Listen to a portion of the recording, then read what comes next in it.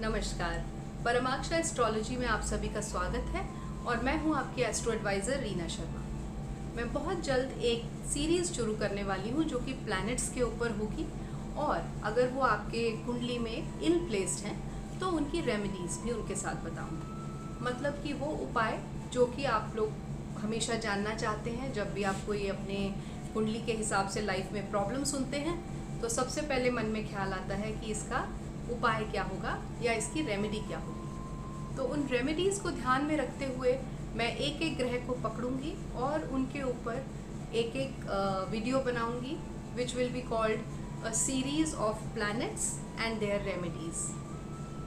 तो इसलिए ये वीडियो जो मैं आज बना रही हूँ ये मेरे लिए बहुत ज़रूरी हो गया था, क्योंकि जब भी हम बात करते हैं ज्योतिष के बारे में या एस्ट्रोलॉजी के बारे में तो रेमेडीज़ की बात आती है। दे गो हैंड इन हैंड। जब भी कोई जातक किसी एस्ट्रोलॉजर के पास जाता है तो अपनी कोई प्रॉब्लम लेके जाता है और अपनी कुंडली दिखाता है और वो इस उम्मीद से जाता है कि जब मैं उस एस्ट्रोलॉजर के पास जाऊंगा और वहाँ वो मेरी प्रॉब्लम बताएंगे तो मैं उनसे जाने हुए उपायों से अपनी पूरी किस्मत बदल डालूंगा।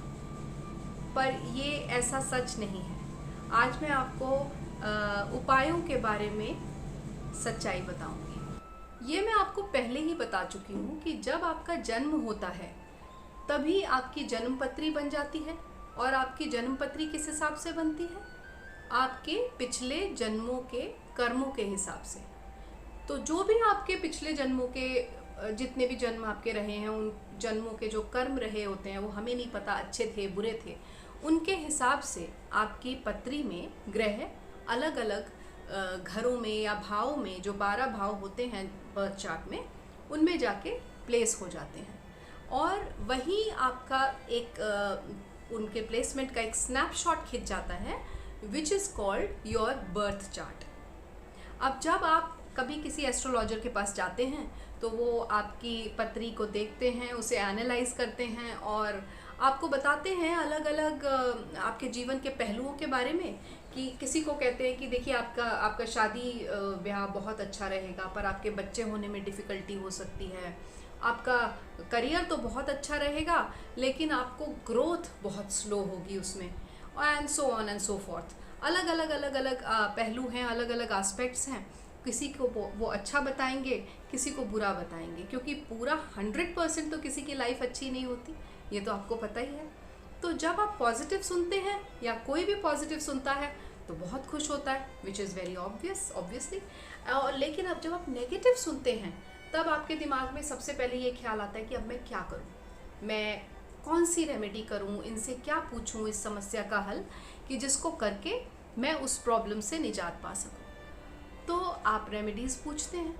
अब बात आती है कि आप पे डिपेंड करता है कि आपको परमानेंट रिलीफ चाहिए उस प्रॉब्लम से या टेम्पररी रिलीफ चाहिए। उसी के ऊपर मेरा ये पूरा वीडियो बेस्ड है। देखिए, remedies are like pain killers, they give you short term relief, but उस प्रोसेस में हम जो कर्म अपने साथ लेकर इस जन्म में आते हैं वो कर्म हम नहीं काट पाते, क्योंकि वो सारे कर्म हमारे साथ रहते हैं और जब हमें प्रॉब्लम आती है तब वो समय होता है उन कर्मों को काटने का। अगर मैं ज्योतिषीय भाषा में बोलूं तो ऋणानुबंधन से निकल पाने का। तो अगर मैं आपसे ये विनती करूं, हाथ जोड़ के विनती करूं कि आप जब तक हो सके अपने उन दुखों को, उन परेशानियों को सहने की शक्ति रखिए। जितना हो सके आप उन्हें सहिए। हाँ, अगर आपके बर्दाश्त से बाहर हो जाए और आप उसे ना सहन कर पाएँ तब आप रेमेडीज़ का सहारा डेफिनेटली ले सकते हैं। तो अब यहाँ पे बात आती है अगर रेमेडी करनी है तो कौन सी? This is $1 million question. यहाँ पे मैं बोलूँगी there are 2 types of remedies जिनके बारे में मैं बात करूँगी या जिनके बारे में मैं जानती हूँ। पहली है मंत्र चैंटिंग। मंत्र चैंटिंग एक प्रार्थना है जो कि हम उस पर्टिकुलर ग्रह से करते हैं जो हमारी कुंडली में खराब होता है। देखिए, यहाँ मैं आपको एक छोटी सी बात समझाने की कोशिश करूँगी। अगर आप किसी ऐसे व्यक्ति को मिलते हैं और रोज़ाना मिलते हैं जो काफ़ी एरोगेंट है, काफ़ी रूड है और कोई भी उससे बात करना पसंद नहीं करता और वो सबके लिए हार्मफुल है, लेकिन आप उसे रोज़ एक स्माइल के साथ ग्रीट करते हैं, रोज़ाना, every day, on a daily basis, तो धीरे धीरे आप क्या नोटिस करेंगे कि कुछ समय बाद जब आप ये चीज़ रोज़ रोज़ रोज़ करते रहेंगे तो एक ना एक दिन उस व्यक्ति के चेहरे पे भी आपके लिए एक स्माइल आ जाएगी। इसका मतलब क्या है? इसका मतलब ये है कि हम ये सेम चीज़, ये सेम टेक्निक प्लैनेट्स के ऊपर भी अप्लाई कर सकते हैं। जब हमारी कुंडली में कोई प्लैनेट ठीक नहीं बैठा या हमारे लिए अच्छे फल नहीं दे रहा, तो हम क्या करेंगे? हम रोज़ाना उसका बीज मंत्र का उच्चारण करेंगे, रोज़ाना उसके लिए मंत्रा चैंटिंग करेंगे, और जैसा कि आप जानते हैं लॉ ऑफ अट्रैक्शन के हिसाब से जो कुछ भी हम यूनिवर्स में भेजते हैं वो सेम या उससे थोड़ा ज़्यादा मल्टीप्लाई होके हमारे पास वापस आता है। तो जब हम वो मंत्र चैंटिंग करेंगे तो उसकी वाइब्रेशंस, उसकी एनर्जीज़ ऊपर जाएंगी ब्रह्मांड में और फिर वही एनर्जीज़ ऊपर से वापस आएंगी। In this way what are we doing? We are trying to please that planet. हम उस ग्रह का आवाहन कर रहे हैं, हम उस ग्रह को खुश करने की कोशिश कर रहे हैं, उसे मनाने की कोशिश कर रहे हैं।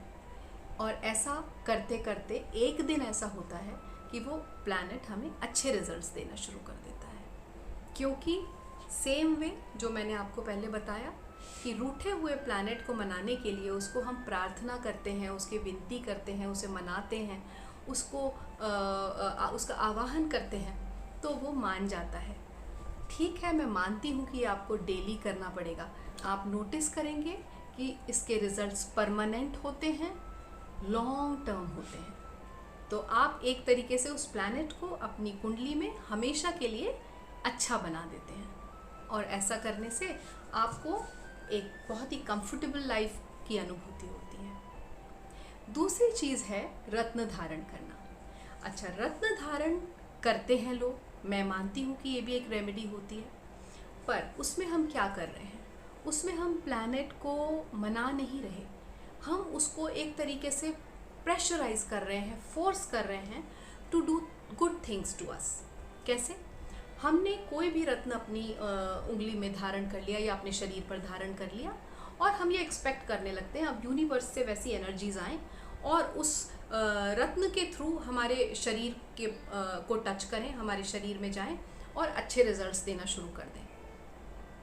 तो हम क्या कर रहे हैं? हम वहाँ पे उसको प्लैनेट को फोर्स कर रहे हैं और हमें नहीं पता कि वो कितनी डिग्री में और कितनी ज़्यादा ब्लेसिंग्स हमारे लिए ला रहा है, या ला भी रहा है या नहीं। We are not sure about it. रत्न धारण उन लोगों के लिए ठीक है जो कि अपने स्वास्थ्य से मजबूर हैं, ठीक नहीं फील कर रहे, हेल्थ इश्यूज़ हैं उन्हें, वो नहीं कर सकते मंत्रोच्चारण ऑन अ डेली बेसिस या नियमों का पालन नहीं कर सकते, तो वो रत्न धारण करें।